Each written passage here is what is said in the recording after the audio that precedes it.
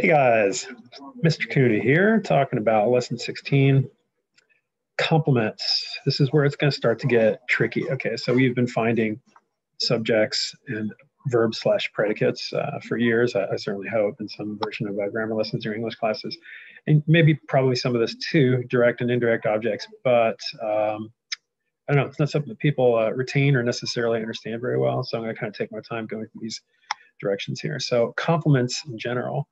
It's compliment with an E, different from saying something nice to someone.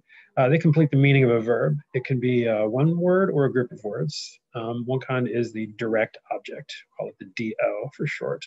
So and it answers what or whom after and about that action verb, okay? So if you're to take the sentence, Mario picked some flowers in the mantle, we would say Mario picked, in other words, the subject and the verb, and then you ask what or whom.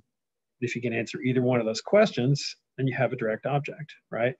Now, you might think, well, how do I know which noun it is after that verb? Well, mantle, if you ask Mario picked what, did he pick the mantle? Now you can use your logic and the reading of the sentence to know that's not the case, right? That's the object of a preposition there. It's a prepositional phrase, different part of the sentence. So Mario picked what? It's an easy answer. Flowers is your direct object. Same thing here. Lou trusts her sister completely. Okay, completely is an adverb, so that's not it. We say Lou trusts what or whom. Her just acts like an adjective describing the sister, saying which sister. And the answer is, of course, answering the question whom. The word sister is your direct object. Okay, it can have more than one part. In other words, it can be compound just like anything else. So the farmer carried the calf and the lamb through the floodwaters. Again, through the floodwaters, that's a prepositional phrase. We don't worry about that. You just ask the farmer carried what? And it has two answers. He carried the calf and he carried the lamb. They're both direct objects. Okay, so to take you there, to find that, you want to take the steps. You don't just like look at the end of the sentence and find some random noun and say, oh, that's got to be the direct object. You find the subject, you find the verb, and then you ask what or whom. So the exercise actually asks you to single underline the subject, like astronomers here, double underline the verb, and you can, in your markups, whatever works best for you. You can do different color highlights or do this if you want, or as long as I can see you're distinguishing in order between the subject, the verb, and then we find that direct object there, right? So you ask what or whom to yourself, you find bodies, and you think, well, that's answering what, and so you write what in that blank there to show that you kind of work that out in your head. One more together. Early astronomers observe the heavens constantly, so we would single underline the subject, and that would be astronomers, of course. What do? That's the verb.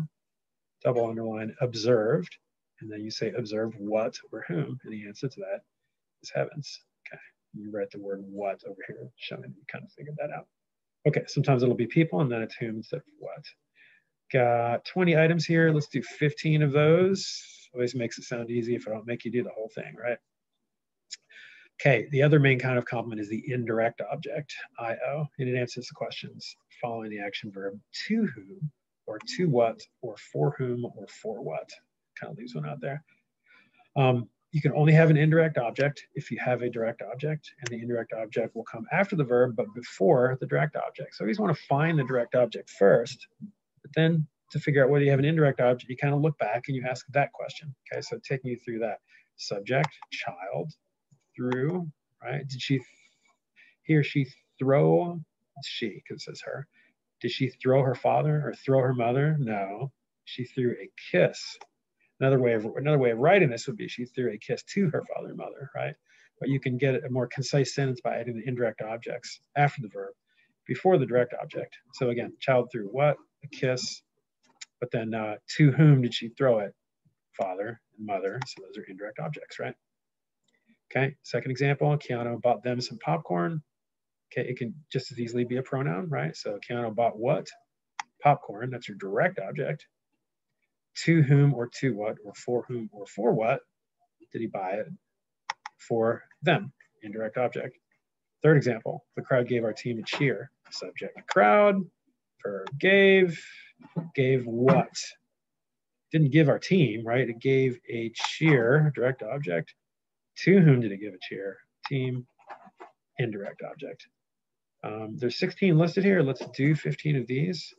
So it's not asking you to actually find the subject and the verb and mark them, so I won't make you do that either.